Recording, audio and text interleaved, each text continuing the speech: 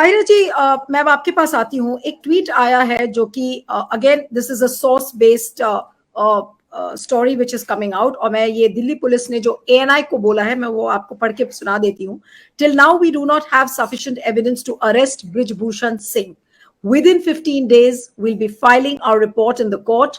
It could be in the form of a charge sheet or a final report. There is no supportive evidence to prove wrestler's claim. This is the top sources in the Delhi police telling ANI. अब आप इस रवैये को आप क्या कहेंगे?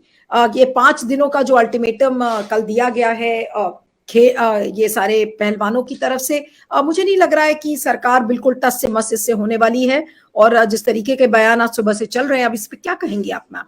जी देखिए, बच्ची ने जब ये बात कही कि उस वक्त नाबालिग थी, वन ऑफ द प्लेयर, तो रेसलर, तो उसने जब ये बात कही, जब अपना ये बयान दर्ज कराया, तो उसने उस वक्त, जैसे सही करें शेखर जी, उस वक्त की बात की है जब उसके साथ ये घटना हुई है, जब उसके साथ ये सेक्सुअल हैरेसमेंट हुआ होगा। तो जाहिर है इतना समय लगा ये पता करने में कि उस समय क्या था, क्या एज थी, क्या था, इतना समय क्यों लगा? ये तो पाक्सो में आप पहले अरेस्ट करते, अरेस्ट करने के बाद तो he is such a powerful position, और इतना पावरफुल आदमी है, उसके बाद आप इन्वेस्टिगेशन करते, इन्वेस्टिगेशन करके जो सच था उसको आप सामने ले आते। अगर उस समय वो नहीं थी, जो था तो उसको सामने लाते तथ्य को, लेकिन आप इन्वेस्टिगेशन तो प्रॉपर करते कि बच्ची ने ये कहा, और पॉक्सो एक्ट ये है जो 2012 में आया है हमारे बच्चों को प्रोटेक्ट करने के लिए। ये देश का कानून है जो संसद में बना है, सांसदों ने बनाया है, तो आप उसको किस तरह से, तमाम एक्टिविस्ट ने इस पे काम किया है, ये प्रोसेस है सबसे बड़ी लोकतंत्र की ना। तो फिर आप उसको करके उस प्रोसेस को लेके आगे बढ़ते। देखिए, ऐसा नहीं है कि ये तो अजीब सी बात मुझे लग रही है, दुख भी हो रहा है। कल मैंने एक दो देखा, उनकी विजुअल्स देखे कि किस तरह से वो हमारी रेसलर्स, जो हमारी प्राइड है, जो नेशन की प्राइड है, वो अपने मेडल्स को ऐसा क्लोज टू द हार्ट रख के जब वो डालने गई है, गंगा में बैठी हुई है, और उनकी अब आंखों में आंसू है।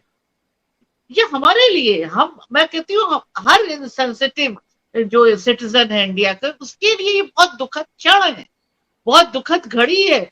और स्पेशली महिलाओं के लिए जो पिटियों की बात कर रहे हैं, निर्भया के समय में स्मृति ईरानी हमारे साथ खड़ी, उस वक्त कांग्रेस की सरकार थी, हम कांग्रेस से हेड ऑन ले रहे थे, स्मृति ईरानी हम लोग के साथ थी, आंसू बहा रही थी हमारे साथ।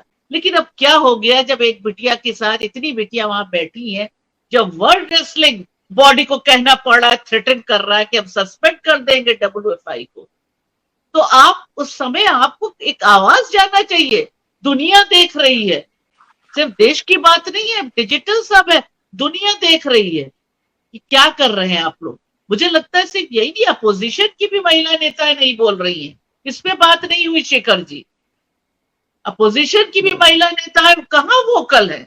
कहीं ठीक बोल रहे हैं आप बताइए, कितनी नेताएं महिलाएं हैं, कहाँ वोकल हैं? यूपी में इतना है, एक अपोजिशन पार्टी है जो इस समय अच्छी खासी बड़ी पार्टी है, उसमें से कोई नेता बाहर आ रही है, कोई बोल रही है, कोई महिला नेता बोल रही है, कोई अपोजिशन की पार्टी बोल रही है? ये सबसे ज्यादा डिस्टर्बिंग है नीलू, क्योंकि अगर अपोजिशन स्ट्रांग होता है तभी लोकतंत्र स्ट्रांग होता है। अब वहां जब अपोजिशन में कोई वही नहीं, अपोजिशन बोल कहा रहा पिटियों के लिए, वो खुद भी नहीं बोल रहे, उनके यहाँ से एक आवाज नहीं आ रही है।